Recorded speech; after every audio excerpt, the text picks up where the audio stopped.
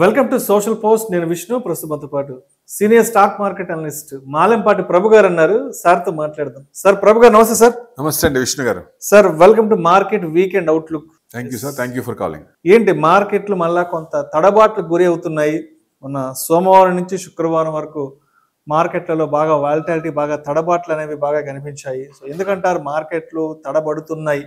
అంటే last week 24,970 968 దగ్గర close అయింది. సో మార్కెట్ ఎందుకు అంటే ట్రెమర్స్ ఆగస్ట్ 1 వస్తుంది కాబట్టి అన్ని కంట్రీస్ తో ఆయన చెప్పిందే వినాలి, ట్రంప్ నేను చెప్పిందే వినాలని కొంచెం ఎక్కువ చేసి తర్వాత చివరిలో మళ్ళీ జపాన్ తో కూడా కొంచెం డీల్ కుదుర్చుకున్నారు. అంటే 30% అనుకున్నది 15% వచ్చింది. ఆటో మీదుగా 25% అనేది 15%. అంటే మండే ఏమైంది, మార్కెట్ పెరుగుతుంది అనుకుంటే పడింది. మంగళవారం ఏమైంది, ఈ న్యూస్ వచ్చేదలికి మార్కెట్ తగ్గుతుంది అనుకుంటే మళ్ళీ పెరిగింది అది. సో అంటే ఆయన ఎప్పుడు ఎలా ఏమి చెప్తారో తెలియదు కాబట్టి కొంచెం భయం ఉంది. సో ఎప్పుడైతే ఈ జపాన్తో డీల్ కుదిరిందో ఏషియన్ మార్కెట్స్ అని ప్లస్లోకి వచ్చినాయి. ఎందుకంటే మిగతా కంట్రీస్ కూడా ఆయన సెటిల్ చేసుకుంటారు. తక్కువ అంటే అడిషనల్ 10% ట్యాక్స్ ఏదైతే ఉందో దాన్ని కొంచెం తక్కువలోనే చేసుకుంటారు. ట్యాక్స్లు ఎక్కువ ఇవ్వకపోవచ్చు అనేది ఒక ఆశాభావం వచ్చి కొంచెం మార్కెట్లన్నీ కొంచెం బాగానే ఉన్నాయి. కానీ దగ్గరికి వచ్చేగలిగి ఆగస్ట్ 1 వస్తుంది కాబట్టి ఇంకా ఏది ఫైనల్ అవ్వాల. ఇప్పుడు యూరోపియన్ తో కూడా ఫైనల్ అయిందన్నారు కానీ ఏం పెద్ద బయటికి రిపోర్ట్ ఏం రాలేదు. సో వాళ్ళు కూడా $217 బిలియన్ యుఎస్ నుంచి తెప్పించుకునే దాని మీద కూడా వాళ్ళు 30% ట్యాక్స్ వేస్తామని చెప్పారు. సో మీరు వేస్తే మేము కూడా వేస్తామని అది ఇంకా నడుస్తుంది కాబట్టి కొంచెం వాలటాలిటీ ఉంది. సో బాగా అంటే వాలటాలిటీ ఇండెక్స్ మటుకు బాగా ఉంది. మార్కెట్ ఏమో డైరెక్షన్ దొరకట్లా, బలం దొరకట్లా, స్ట్రాంగ్ పాయింట్ దొరకట్లా. కార్పొరేట్ రిజల్ట్స్ వచ్చినాయి అంటే మనం Q4 కొంచెం పర్వాలేదు. Q1 వచ్చేసరికి ఐటీ స్టాక్స్ పెద్ద రాణించట్లా. సో డెఫినెట్ గా కొంచెం వచ్చినాయి అన్ని మార్కెట్ ఎక్స్పెక్ట్ చేసిన దానికంటే తక్కువే వచ్చినాయి. సో అందుకనే వచ్చిన రిజల్ట్స్ వల్ల పడుతూనే ఉంది. ఓన్లీ కంపెనీ ఏదైనా రిజల్ట్స్ వచ్చినాక బాగుంది అంటే ఐసిఐసిఐ బ్యాంకే. కంటిన్యూస్ గా అప్ అయి ఉంది, నిన్న కొంచెం డౌన్ అయింది. సో కంటిన్యూస్ గా రిజల్ట్స్ వచ్చిన ఇది 3%, నెక్స్ట్ డే మళ్ళీ 1.7% అట్లా పెరిగింది. సో ఓన్లీ అదొక్కటే బాగుంది, రిజల్ట్స్ కూడా బ్రహ్మాండంగా ఇచ్చారు. సో ఇంకా ఇన్ఫోసిస్ కూడా అంత ఎక్స్పెక్ట్ చేసినంత మార్కెట్ బీట్ అవ్వలేదు. సో నార్మల్ గానే ఉంది అనుకోవచ్చు ఒక రకంగా. సో కొంచెం నీరసంగా ఉన్నాయి. ఐటీ స్టాక్స్ అయితే కొంచెం డౌనే ఉన్నాయి. ఐటీ స్టాక్స్ కొంచెం డ్రాగ్ చేసింది మార్కెట్ బాగా అనుకోవచ్చు ఒక రకంగా. ఆల్రెడీ 20% పడ్డాయి, ఆల్ టైమ్ హై నుంచి 20% పడ్డాయి, ఇంకా కొంచెం తగ్గుతూనే ఉన్నాయి. ప్లస్ మనకి ఇన్ఫ్లేషన్ కంట్రోల్లో ఉంది.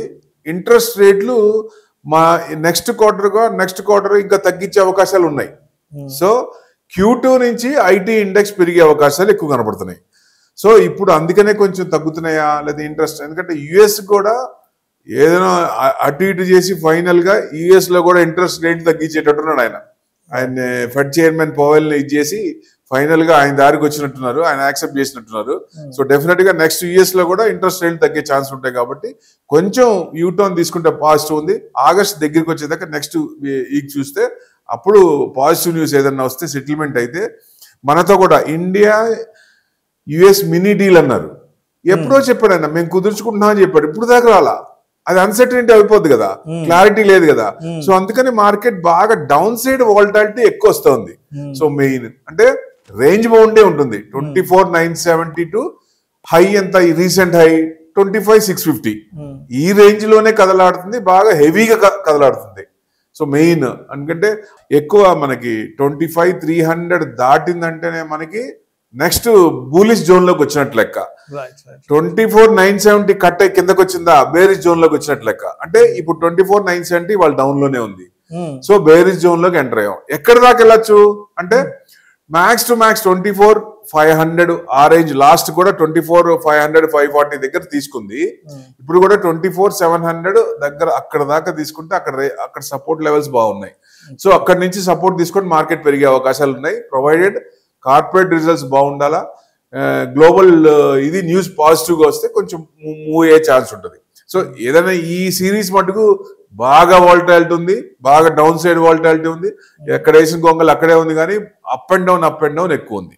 సో ఇప్పుడు మనం 21st జూలై 21st జూలై అంటే మండే టు 25th జూలై ఇవాల్టి వరకు అంటే పర్సంటేజ్ పరంగా నిఫ్టీ ట్రావెలింగ్ ఎలా ఉంది? ఎక్కడేసిన గొంగలు అక్కడే ఉంది అంతే. సో మార్పు ఎక్కడ లేదు. అంటే రేంజ్ బౌండ్ వచ్చేసి ఒక 500-600 పాయింట్స్ ఆ రేంజ్ లో అప్ అండ్ డౌన్ అవుతూ క్లోజింగ్ దగ్గర డౌన్ సైడ్ క్లోజింగ్ లోనే ఉంది. అంటే 24,970 కట్ కాకూడదు. అంటే 25,000 జనరల్ గా ఒక ఇది ఉంటుంది. 25,000 కట్ కాదు అంటే 25,000 కట్ అయిపోయింది. అది కట్ అయిపోయింది. ఇవాళ 24,970 కూడా కట్ అయింది. కాబట్టి లాస్ట్ వీక్ అంత ముందు ఫ్రైడే క్లోజింగ్ కూడా ఎప్పుడైతే లాస్ట్ వీక్ ఫ్రైడే క్లోజింగ్ లో కూడా కట్ అవుతుందో అది కొంచెం వీక్నెస్ వచ్చే అవకాశాలు ఉన్నాయి. కాబట్టి ఇంకా ఒక 100-200 పాయింట్స్ తగ్గే అవకాశాలు ఎక్కువ కనపడుతున్నాయి. సో 24,700, 710 అక్కడ యూటర్న్ తీసుకునే అవకాశాలు ఉన్నాయంటే విత్ పారామీటర్స్, పాజిటివ్ పారామీటర్స్ వచ్చే దాన్ని బట్టి రిజల్ట్స్ బట్టి కొంచెం తీసుకునే అవకాశాలు ఎక్కువ కనపడుతున్నాయి. రైట్. సో ఇప్పుడు కమోడిటీస్ విషయానికి వస్తే ఈ వీక్ లో అసలు కమోడిటీస్ జర్నీ ఎలా ఉంది? అంటే గోల్డ్ విషయానికి వచ్చిన, సిల్వర్ విషయానికి వచ్చిన, అంటే crude oil, natural gas. So ఈ వారం వీటి జర్నీ ఎలా ఉంది? అంటే అవి కూడా దాదాపుగా ఫస్ట్ ఈ వీక్ అంతా గోల్డ్, సిల్వర్ పెద్ద మూమెంట్ లేవు. అంటే పడినప్పుడు సిల్వర్ 8,000 అంటే ప్రాఫిట్ బుకింగ్ వచ్చినప్పుడు 7,000, 8,000 పడినప్పుడు మళ్ళీ నెక్స్ట్ డే బ్యాలెన్స్ అయిపోతుంది. So 1,26,000 all time high silver, 1,14,000 దగ్గర ఉంది. అక్కడే కదిలాడుతుంది. సో అంటే మార్కెట్ దిక్సూచి కనపడట్లేదు, మార్కెట్ పెద్ద పడినట్లేదు. మేజర్ ఏంటి, FIS సెల్లింగ్ కంటిన్యూస్ గా చేస్తున్నారు. అది కొంచెం నెగిటివ్. సో దాదాపుగా 25,000 అబౌవ్ క్రోర్స్ ఈ మంత్ లో అమ్మారు. సో అది కొంచెం నెగిటివ్ ఉంది. విక్స్ ఏమో సపోర్ట్ వాలటాలిటీ ఉంది, కానీ మల్టీ మంత్ లో 10.5 విక్స్. అంటే ఎప్పుడైనా సరే 11 బిలో వచ్చిందంటే, విక్స్ 11 బిలో ఉందంటే market is ready to take off అని ఉంటుంది. సో డౌన్ సైడ్ ప్రాబిలిటీ తక్కువ ఉంది, ప్రాబిలిటీ ఆఫ్ మూవింగ్ హయ్యర్ ఎక్కువ ఉంది. కాబట్టి అంటే మార్కెట్ ఒక రకంగా స్ట్రాంగ్ పాయింట్ కోసం చూస్తోంది. ఏదన్నా వస్తే అప్పుడు దాన్ని అందుకొని ముందుకెళ్లే అవకాశాలు ఎక్కువ కనపడుతున్నాయి. సో ఈ వారం మార్కెట్ లో news makers of the week అంటే ఏంటి? అసలు ఈ వారం మార్కెట్ ని బాగా ప్రభావితం చేసిన అంశాలే ఉన్నాయి మార్కెట్ లో? దలాల్ స్ట్రీట్ లో బాగా డిస్కషన్ కి వచ్చిన టాపిక్స్ ఏ ఉన్నాయి? మెయిన్ ట్రంప్ ట్రెమర్స్ ఎక్కువ. సో అది దగ్గరికి వస్తుంది కాబట్టి, అంటే జపాన్ తో కుదుర్చుకున్న ఇది మిగతా కంట్రీస్ కూడా కుదుర్చుకుంటది. తక్కువలోనే ఎక్కువ ట్యాక్స్లు వెయ్యడు అనేది ఒక ఎక్స్పెక్టేషన్. ప్లస్ జపాన్ వాళ్ళు కూడా $550 బిలియన్ US లో ఇన్వెస్ట్మెంట్ చేస్తామని మాట ఇచ్చారు వాళ్ళు. సో ఆయన అగ్రిమెంట్, ఆయన happy, Trump is very much happy. So ఆయనకు కావాల్సిందే అది కదా. సో అందుకని దానివల్ల మిగతా ఏషియన్ కంట్రీస్ కూడా ఎక్కువ కొంచెం పాజిటివ్ వచ్చినా మళ్ళీ కొంచెం దగ్గరికి వచ్చేదానికి ఏది అవుట్పుట్ రావట్లేదు, ఫైనల్ డిసిషన్ రావట్లేదు. సో August 1 వస్తుంది, కొంచెం టెన్షన్ వస్తుంది. కాబట్టి దాన్ని బట్టి కొంచెం market consolidation, down side consolidation ఎక్కువ అవుతుంది అనుకోవచ్చు. అంటే లోవర్ లెవెల్స్ టచ్ అవ్వకుండా మిడిల్ లోనే ఉన్నా ఇప్పుడు లోవర్ లెవెల్స్ కూడా కట్ అయినాయి కాబట్టి ఇంకొంచెం వీక్నెస్ కనపడుతుంది. సో దానివల్ల ఎక్కువ కార్పొరేట్ రిజల్ట్స్ ఏమో సపోర్ట్ చేయట్లేదు. వచ్చినాయి అన్ని మార్కెట్ ఎక్స్పెక్ట్ చేసిన దానికంటే తక్కువ ఉంటున్నాయి. సో దానివల్ల ఇన్ఫోసిస్ కూడా బాగా అనుకున్నారు కానీ అంత ఎక్స్పెక్టేషన్ అంత రాలేదు. సో IT ఇండెక్స్ ఇది ఓన్లీ మార్కెట్ బాగా పడకుండా ఉండటానికి ఏది ఇండెక్స్ అంటే బ్యాంకింగ్ ఇండెక్సే. బ్యాంకింగ్ ఇండెక్స్ బాగా సపోర్ట్ చేస్తోంది, పెద్ద పడట్లేదు. ఎందుకంటే నిఫ్టీ 200-300 పడితే బ్యాంక్ నిఫ్టీ 1,200-2,000 పడాలి ఆ లెక్కను చూస్తే. సో అది ఎక్కువ పడట్లేదు, అంటే స్టేబుల్ గానే ఉంది అది. సో నెక్స్ట్ మార్కెట్ మూవ్మెంట్ వచ్చినప్పుడు ఫస్ట్ ఇండెక్స్ ఏది రావచ్చు అంటే బ్యాంకింగ్ ఇండెక్సే రావచ్చు. ఆ బ్యాంకింగ్ ఇండెక్సే నిఫ్టీని కూడా పైకి లాగాలి అనేది ఉద్దేశం ఇప్పుడు. ఓకే. సో ప్రభు గారు, మాన్సూన్ కూడా, ఋతుపవనాలు కూడా దేశవ్యాప్తంగా విస్తారంగా వర్షాలు కురుస్తున్నాయి. సో జూన్, జూలై వచ్చిందంటే ఇండియన్ మార్కెట్స్ కూడా మాన్సూన్ కోసం వెయిట్ చేస్తుంటాయి, ఎప్పుడెప్పుడు విస్తారంగా వర్షాలు పడతాయంటూ కూడా. సో చూస్తున్నాం కాబట్టి, సో మాన్సూన్ ఎఫెక్ట్ అనేది మార్కెట్ని ఎలా టచ్ చేసింది?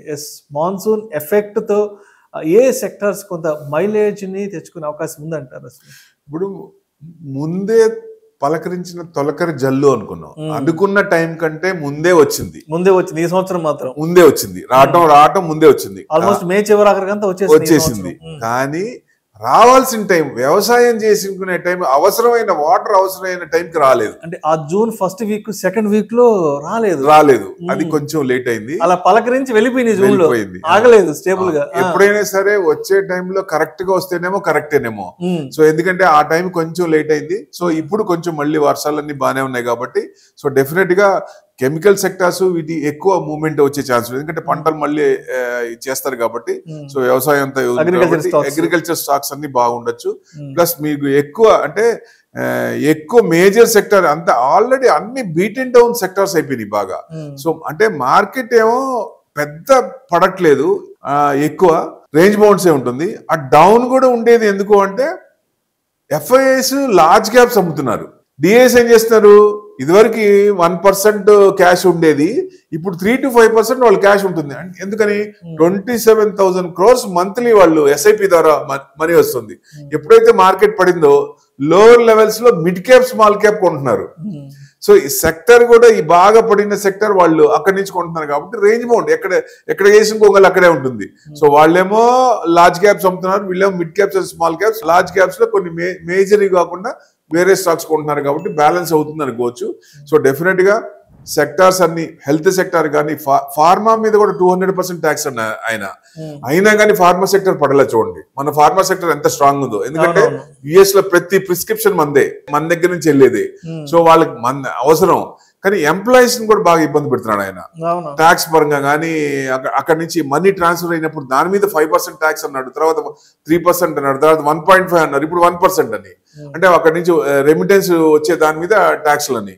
సో అంత రకంగా ఇండియాని ఒక రకంగా చాలా ఇబ్బంది పెడుతున్నట్టు లెక్క. ఫైనల్ గా ఏం చేస్తారు అనేది ఉంటే, రీసెంట్ గా ఏమైంది, నిన్న నైట్ సెప్టెంబర్ లో ట్రంప్ ఇండియాకి వస్తారు, వచ్చి ఢిల్లీకి వస్తున్నారు అనేది ఒక న్యూస్ వచ్చింది. సో అది పాజిటివ్ మార్కెట్ లో వచ్చింది కాబట్టి. సో ఈ సిరీస్ కాకుండా నెక్స్ట్ సిరీస్ లో 1 month గ్యాప్ ఉంది మధ్యలో.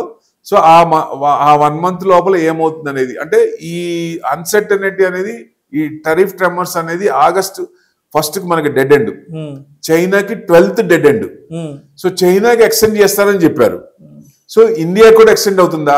ఆ ఎక్స్టెండ్ అవుతున్నప్పుడు ఆగస్ట్ మంత్ కూడా ఇదే రకంగా వాలటాలిటీ ఉండే అవకాశాలు ఎక్కువ కనపడుతున్నాయి. సో నెక్స్ట్ కమింగ్ చూసుకుంటే ఆ సెటిల్ అయిన తర్వాత సెప్టెంబర్ నుంచి కొంచెం మార్కెట్ ఇది అవ్వచ్చు. అది కూడా పండగలు, దివాళీ కూడా వస్తుంది కాబట్టి. మన లాస్ట్ ఇయర్ కూడా దివాళీకి ఆల్ టైమ్ హై ఉన్నాం. సో అక్కడి నుంచి పడ్డాం. సో ఈ సంవత్సరం కూడా before Diwali all time high రావచ్చు. అంటే ఇవి రెండు గనక జియో పొలిటికల్ టెన్షన్స్ అను, ఈ కార్పొరేట్ రిజల్ట్స్, ఇవి టెన్షన్స్ తగ్గుతూ కార్పొరేట్ రిజల్ట్స్ బాగా వస్తే వచ్చే అవకాశాలే కనపడుతున్నాయి. సో మొత్తానికి Nifty support and resistance level, so conclusion గా మాట్లాడేసుకుందాం. సో ఎంతవరకు వచ్చే అవకాశం ఉంది, అండ్ రేపు మండే July 28th మండే నాటికి సో మార్కెట్ ఏ విధంగా ఉండబోతుంది, అండ్ రిటైల్ పార్టిసిపెంట్స్ ఏ విధంగా సిద్ధంగా ఉండాలంటారు? ఇప్పుడు 24,968 కట్ అయింది కాబట్టి మ్యాక్స్ టు మ్యాక్స్ ఇంకా 200 150 పాయింట్స్ అంటే 24,700 దగ్గర తీసుకోవచ్చు. మ్యాక్స్ టు మ్యాక్స్ అక్కడి నుంచి యూటర్న్ తీసుకోవాలి. సో యూటర్న్ తీసుకున్నప్పుడు ఆ న్యూస్ ని బట్టి 25,000 అబౌవ్ అయితే కొంచెం బేరిష్ నుంచి కొంచెం పైకి వచ్చినట్లు లెక్క. ఫుల్ లెంత్ గా బూలిష్నెస్ రావాలంటే 25,300 అబౌవ్ క్లోజ్ అయితేనే బూలిష్ లో వచ్చినట్లు లెక్క. సో అక్కడి నుంచి 25,300 క్రాస్ అయ్యి 1 day అబౌవ్ క్లోజ్ అయిందా, డెఫినెట్ గా మళ్ళీ 23,650 దగ్గర రీసెంట్ హై క్రాస్ అయ్యామంటే మనకి నెక్స్ట్ ఆల్ టైమ్ హై వచ్చేసి 26,277 వచ్చే అవకాశాలు ఉన్నాయి. అంటే సిరీస్ న్యూస్ ని బట్టి ఉంటది కాబట్టి, న్యూస్ డ్రివెన్ మార్కెట్ కాబట్టి ఆ ఆగస్ట్ లో కూడా ఇలాగే వాలటాలిటీ ఉండొచ్చు. ఆ నెక్స్ట్ మంత్ లో కొంచెం ఈ న్యూస్ ని బట్టి పాజిటివ్ వస్తే హై వెళ్ళే అవకాశాలు కనపడుతున్నాయి. సో ఈ నెక్స్ట్ వీక్ కూడా కన్సాలిడేషన్ మోడ్ లోనే ఉండొచ్చు. పెద్ద న్యూస్ అంటే ఎక్కువ కార్పొరేట్ రిజల్ట్స్ కూడా ఎక్స్పెక్ట్ చేసిన విధంగా లేవు కాబట్టి డౌన్ సైడ్ కన్సాలిడేషన్ మూవ్మెంట్ లోనే ఉండొచ్చు అనేది ఎక్స్పెక్ట్ చేయొచ్చు. Thank you sir, thank you so much Prabhu గారు. ఈ వారం అంతా మార్కెట్లో ఏం జరిగింది, అండ్ రాబోయే వారం మార్కెట్లో ఏం జరగబోతోంది, ఎస్ అండ్ మండే నుంచి కూడా మార్కెట్లు ఏ విధంగా ఉండబోతున్నాయి దాని గురించి చక్కగా మన ఆడియన్స్ కలిగి sir. Thank you so much sir. Thank you అండి.